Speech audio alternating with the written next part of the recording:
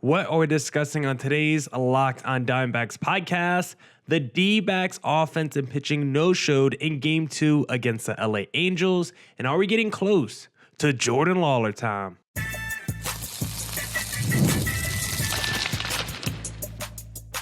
You are Locked on Diamondbacks, your daily Arizona Diamondbacks podcast. Part of the Locked on Podcast Network, your team every day. Welcome into the Locked on Diamondbacks podcast, part of the Locked on Podcast Network, your team every day. Listening to, always charismatic host of this podcast, Millard Thomas. I'm a multimedia journalist and I'm a graphic designer, so please go check out my website, millardthomas24.myportfolio.com. I'm there to see all my latest work, from my packages to my articles to my photos and my graphic design. Today's episode is brought to you by Tax Network USA. Did you know that it's never too late to resolve your tax issues with the IRS? Don't wait. Reduce your tax debt and get help from a team of licensed tax professionals. Call 1-800-549-1000 or visit taxnetworkusa.com. That's tnusa.com/lockedon. On today's Locked on Diamondbacks podcast, we'll talk about how the offense and the pitching no-showed in Game 2 to the LA Angels. We'll discuss the infield youth movement that might be coming to the D-backs, and will Brandon Pfaadt bounce back in Game number 3? But before we get into that, thank you for making Locked on Diamondbacks your first listen every day. I would not be able to do this podcast without you, my loyal listeners, sharing, subscribing, reviewing, doing all that so I could do this podcast for you. Thank you. It's free. It's available on all platforms, so please continue to tell your friends. And one of those platforms is YouTube. Please hit subscribe to Locked on Diamondbacks on YouTube. We're trying to hit 2,000 subs by the All-Star break. So once again, please hit subscribe to Locked on Diamondbacks on YouTube.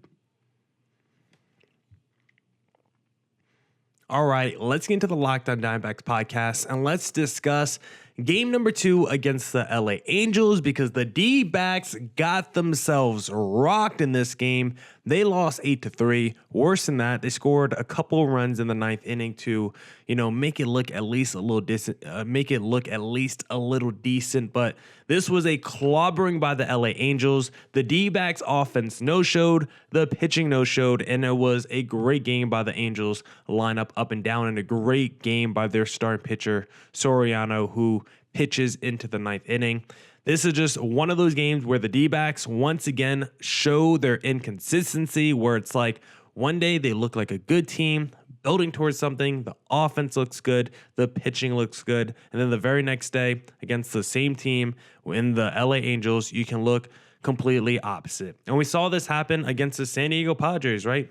They won the first game of the series in a convincing, nice fashion against the Padres, who are a good team, who have been playing good baseball recently. The D-backs went into Petco Park and in Game 1 established themselves and made you feel like they were going to handle or at least take control of that series. They did the same thing in Game 1 against the LA Angels. They looked really good offensively in Game 1, right? Two guys in Corbin Carroll and Randall Grichuk were on cycle watch. Everyone outside Eugenio and Christian Walker put up video game numbers in Game 1 against the LA Angels. But then you go to Game 2, Game 3 against the San Diego Padres, and the D-backs were destroyed offensively. The Padres scored like 13 runs in Game 3. I think they scored like 8 or 9 runs in Game 2. Like, the D-backs were smoked the next 2 games. And now you look at Game 2 against the LA Angels. What happened? D-backs, after looking good in Game 1, get smoked in Game 2 against the LA Angels. Very reminiscent of what happened against the San Diego Padres.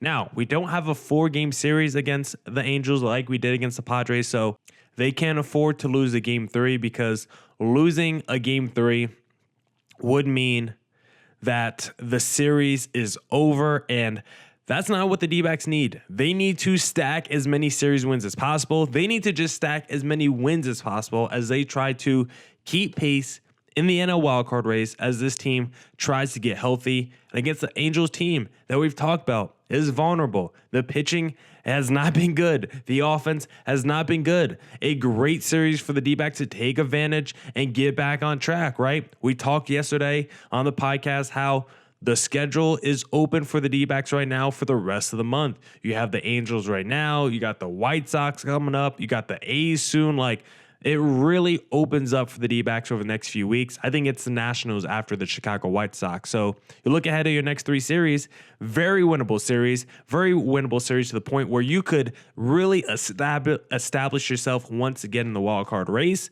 But we haven't seen the D-backs handle business all year. We've seen them lose to some of the worst teams in Major League Baseball. They got handled by the Miami Marlins. They got handled by the Detroit Tigers. They didn't look their best against the New York Mets. So it's not like we have a lot of faith in them to take down the LA Angels.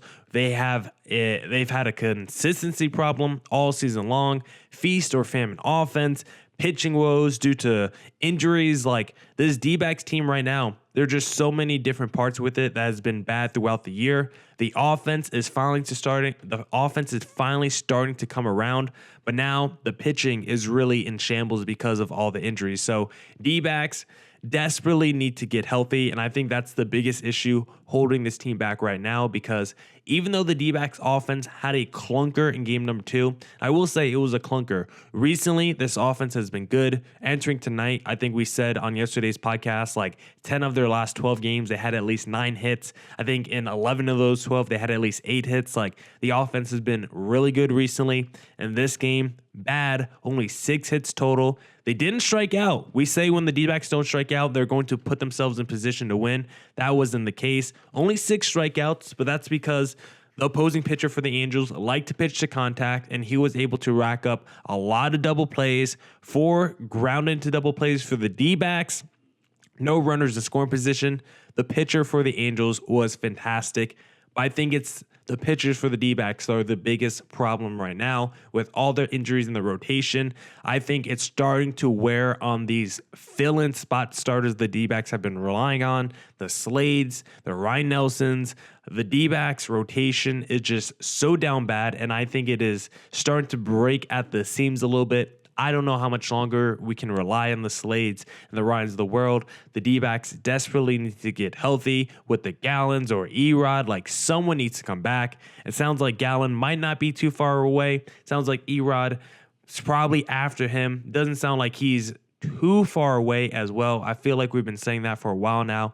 Erod is probably still like 3 to 4 weeks away. Maybe the All-Star break is when Erod comes back.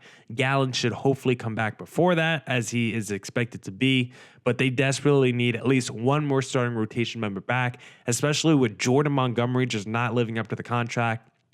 The pitchers in the rotation are just down bad right now. And we'll actually talk about, can Brandon Pfaadt bounce back in the start tomorrow, because the D-backs desperately need good Pfaadt. We've seen him emerge at times this season. We thought at one point he was about to go on a roll and maybe make his Cy Young candidacy, but now he's been struggling recently. So we'll talk about later on this podcast if Brandon Pfaadt can bounce back in tomorrow's start.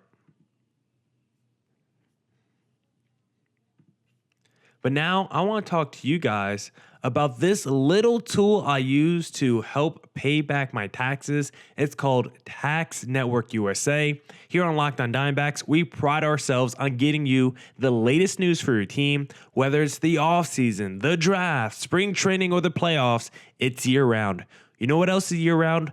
Collection season. Just because tax season is over doesn't mean the IRS will stop coming after you for unfiled taxes. The IRS can garnish your wages, levy your bank accounts, and even seize your property. Don't let the IRS target you. Let the licensed professionals and tax experts at Tax Network USA go to bat for you. With over 14 years of experience and an A+ rating by the Better Business Bureau, Tax Network USA has saved their clients over $1 billion in tax debt. That's the big B, billions. Whether you owe taxes, have complicated matters that require tax planning, or finally hit that parlay this season and need help correct filing, call 1-800-549-1000 or visit tnusa.com/lockedon. See the link in the episode description below.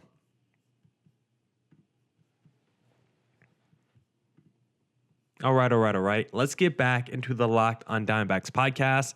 Let's talk about the left side of the infield and the youth movement that could be coming to the D-backs, because with Eugenio Suarez struggles, and we will like to lament, they are struggles because Eugenio Suarez has been awful this season. Maybe we should have seen as D-backs fans, like we knew he was in the decline. We knew we probably weren't going to get that 2019 49 home run, 900 plus OPS Eugenio Suarez that finished 15th in MVP voting. But we were like, okay, can we at least get 2022 Eugenio Suarez, 31 home runs, lead the league in strikeouts, near 800 OPS? We'll take it. We'll even take last year Eugenio Suarez, over 200 strikeouts, but 20 plus bombs, almost 100 runs, driven in. Like, he was still at least an RBI run producer, batting sixth in the lineup, batting fifth. Like, he could at least do something, provide some pop, some clutch hits for your team up until last year. But this season, he has been unplayable. Defensively, he's fine. Offensively, he's atrocious. He's one of the worst players in Major League Baseball in WRC+. And if you just need to look at the counting stats, 197 average, 575 OPS, and he has 76 strikeouts to 17 walks and only 5 home runs. The Eugenio Suarez experience has been an unmitigated disaster. We thought he was going to be an upgrade over Evan Longoria. Right now, there's not much of a difference. Maybe Suarez has better defense, but to be honest, the offense, very comparable. And as I pull up Evan Longoria's numbers right now, last year with the D-backs, 223 average, a 717 OPS, 11 bombs in 74 games. Like, Evan Longoria's bat last year, way better than what Eugenio Suarez is producing right now for the D-backs. That trade has been a wash. And so the question is, what should the D-backs do with Eugenio Suarez? We already saw in game number 2 with the righty on the mound, Torey Lovullo gave him that little tap on the shoulder, had a little sit-down discussion, said, hey, Eugenio, going forward, your role, not going to be the same. See that bench over there? You're going to be sitting on it a little bit more going forward. Your bat has not lived up to the promise or the potential that we thought it was going to be when we acquired and traded for you this offseason. You're going to have to get used to sitting down a little bit more, buddy. And that's what the D-backs did in game number 2 with a righty starter on the mound. I wonder if they do it again. Eugenio Suarez has not been good. And as we saw, Blaze Alexander started at third base in game number 2. And that is the crux of this segment. Should the D-backs commit even further to their youth movement? And should they call up Jordan Lawlar and get the left side to be Lawlar, Blaze, and Perdomo, because that is my dream for the Arizona Diamondbacks. Now, I will say a couple things. Number one, Eugenio Suarez, he's still on the D-backs, and I don't think anything is going to happen to him until at least Alek Thomas gets back, or if there's a trade. If there's a trade before Thomas gets activated, then of course the D-backs will jump on it. But with how he's played this year and the money he's still owed, it feels like there's like maybe a 0.5% chance that Eugenio Suarez gets actually traded. Like, I don't believe any team out there would want Eugenio Suarez. So I think that's probably a pipe dream. And then second, I also don't think the D-backs want to call up Jordan Lawlar right now. Like, they have discussed that, and I think that's fine. Jordan Lawlar just came back from injury the same day that Geraldo Perdomo did. And so I totally believe in the plan to give him as much time and development as you want down in AAA. Let him get a bunch of at-bats. Let him swing for the fences down there in that hitter-friendly ballpark. So I get it. Number one, Eugenio Suarez, you're not going to do anything with him until Alek Thomas comes back. And you want to give Jordan Lawlar as many reps in AAA. I get those are the two main variables as to why Lawlar's not getting called up right now. But eventually, Suarez will get DFA'd when Thomas returns because no one is taking him. And then once that happens, it doesn't open the door for Lawlar because, of course, Thomas will now be taking his roster spot. But at least we will get a Perdomo, Kevin Newman, Blaze Alexander left side of the infield, which I think is an upgrade over Eugenio Suarez being there. And then after a couple months, if Jordan Lawlar continues to crush it in AAA and continues to look fantastic down there in Reno, like, if Lawlar off the injury just rips it for the next 2 months, for the next 6 weeks, it just crushes AAA pitching, I don't see why the D-backs wouldn't consider calling up Jordan Lawlar and maybe DFAing a Kevin Newman, especially if Kevin Newman goes cold or he goes in a slump or just becomes regular Kevin Newman where his bat really wasn't that effective at all. The numbers this season aren't like elite for Kevin Newman. Yeah, there was like a 3-week stretch where he was really good offensively, and still on the season he's been fine, but the numbers are 266 average, a 675 OPS, couple home runs, 2 stolen bases, not really much run production or RBI production, not really much speed. Like, it's not like Kevin Newman does a ton for you. You just like him because he's a better defensive shortstop than Blaze Alexander, but it's not like it's by leaps and bounds. It's not like his offense is really doing that much for you guys. So if Jordan Lawlar crushes it over the next few weeks and then Kevin Newman's bat goes a little bit, in that little slumper, then yeah, I could see the D-backs making a play and going full on youth with the left side of the infield. I think Jordan Lawlar is definitely good enough to play shortstop, where Perdomo and Blaze Alexander are holding down third. You can also do Domo at shortstop at times. Like, I think that is just the perfect trifecta of youth and upside and still solid defense. If you want to go defense, you do Lawlar and Domo on the left side. If you want to go offense, maybe you go Blaze and Domo on the left side. If you just need to go pure right-handed hitting, you could go Lawlar and Blaze. Like, you have so many options, so many ways to skin the cat if you go with those three on the left side. I think eventually we will get there. I don't think it's immediate, but I do have hope and a belief that by the season's end, we will see at least one game of the left side of the infield with Blaze Alexander, Geraldo Perdomo, and Jordan Lawlar. Now we'll talk about if Brandon Pfaadt can bounce back in the series finale against the LA Angels. But before we get into that, why not put a little money on America's #1 fantasy sports book called Prize Picks? Where is my overlay for my YouTube audience? There it is. Took me like 2 minutes to find it. Prize Picks is America's #1 fantasy sports app with more than 5 million members. It is the most fun, exciting way to get in on the action while you watch your favorite sports and players. You pick more or less on 2 or more player stats for a shot to win up to 100 times your cash. With Prize Picks, you can turn $10 into 1,000 in a single game watching your favorite sports this summer. You can make Prize Picks a lineup in as little as 60 seconds. You just need to pick more or less on 2 to 6 player stats projections, and you're locked in. There's always action on Prize Picks, and this is the perfect time to try out something new as basketball is winding down. Make sure to try out esports this month, because for every Wednesday and Saturday in June, if your lineup doesn't win, you'll get your entry fee back. Choose from Counter-Strike 2, Call of Duty, League of Legends, and more. My favorite thing to do with the D-backs is take the more on Ketel Marte total bases and the more on Corbin Carroll stolen bases. And when that hits, it brings a big smile to my face. If you want to see a big smile on your face, download the app today and use code LOCKEDONMLB for a first deposit match up to $100. Prize Picks, pick more, pick less. It's that easy. A lot of life is unpredictable, but a good life insurance plan gives your family a financial safety net to protect against some of the unknown. With Policy Genius, you can find life insurance policies that start at just $292 per year for $1 million of coverage. Some options are 100% online and let you avoid unnecessary medical exams.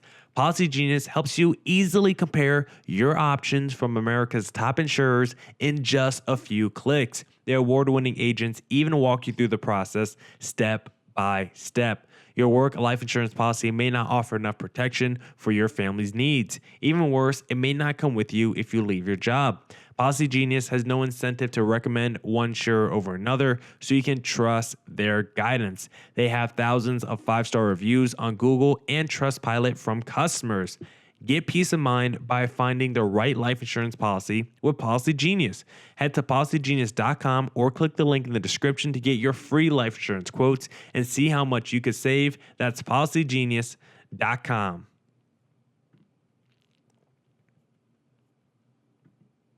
All right. Let's get back into the Locked On Diamondbacks podcast, and let's talk about the series finale against the LA Angels. because the D-backs are in desperate need of a series win. They have to keep pace in the NL wildcard standings, of course.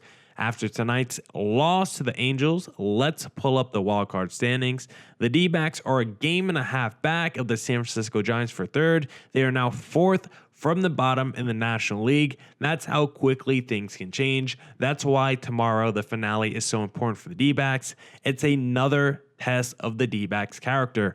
What team are you going to be? Are you going to be the team that ran their way through the postseason last year, got better in the offseason, and then had expectations entering 2024? And are you going to live up to those expectations? You're a team that's expected with the talent that you have on paper. Yes, there are injuries, but you are still better than this LA Angels team. You have more talent in your lineup. Yes, the pitchers may not be that much better, honestly, with the rotation this down bad, but with Brandon Pfaadt on the mound, with the lineup you have, this should be a D-backs victory, and it has to be a D-backs victory because you can't keep losing all these games to these terrible teams. It's going to catch up to you, and it's going to catch up to you in the worst way with you missing the postseason. The D-backs will not make it to the playoffs. If you look at their schedule from the first 2 months of the year, and you go, they lost to the Marlins, they lost to the Tigers, they lost to that team, they lost to this team, that was not good. If you keep losing to crappy teams in the first couple months of the season, it's going to catch up to you, and you will not make it to the playoffs come September and October. The D-backs have to play with a little bit more consistency. They can't have all these peaks and valleys when it comes to their offense and their pitching. They have to develop some level of consistency to be a better team. Their offense feels like it's hitting a little bit more of a stride with their consistency. I get the pitching. The rotation needs to be better. The bullpen feels like they're getting a little bit in a groove with your Ginkel, with your Mantiply, with your Jarvis, with your Martinez, with your Sewald, and your Thompson. Did I say them all? Like, that's like 5 or 6 guys that you feel like are starting to develop a little bit of a repertoire. It's the other 2 or 3 guys that have to come in sometimes that you just don't feel good about. So for the D-backs, we need to see more consistency, and one guy we need to see step up is going to be Brandon Pfaadt. With this rotation down bad, Brandon Pfaadt, I'm looking at him to be the D-backs' best pitcher, and we're going to have to lean on him like he's an ace. Yes, it's probably too young for him to be crowned an ace, but look at some of the other best young pitchers in Major League Baseball. The Pirates needed an elite start from Paul Skeens. They're going to get an elite start from Paul Skeens. And for the D-backs, against a crappy Angels offense, they need an elite start from Brandon Pfaadt. He has not been as good recently in his last 3 starts. He's given up at least 4 earned runs in the last 3. And he's just been, giving up some home runs, a little bit of that over the fence stuff we don't like to see with Brandon Pfaadt. He did that 3 times in his most recent start against the San Diego Padres, against the New York Mets and the Texas Rangers. There was a couple pitches that he made that were mistakes, but you thought he could have had better games than what the final stat line showed. We need a little bit more from Brandon Pfaadt. He has been up and down a little bit this season, but when he's been at his best, he's been dominant, and he has been good at least at giving the D-backs length all year. Maybe it's not always a quality start, but at the end of the day, he does at least pitch into the 6th inning in every single one of his starts. Almost. The last 3 starts, that fastball for some reason has been the one that's been getting tagged the most, giving up the most hits on that pitch. He needs to clean that up. Brandon Pfaadt is someone that I think we all like. We all believe in his potential. One of the greatest minor league seasons that we've ever seen. Really stepped up in a big way in the postseason, and he has stepped up at times this year. I felt like he was emerging right after that start against the LA Dodgers. It felt like he was about to go on a run.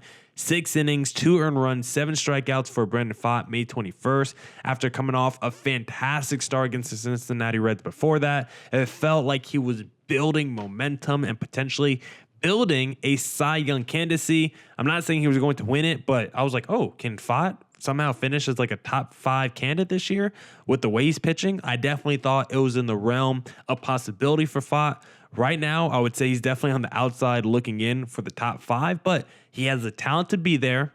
He has the talent to be there. He just has to get more consistent to get there. So for Brandon Pfaadt, a big win in the series finale against the LA Angels would be huge to this D-backs team.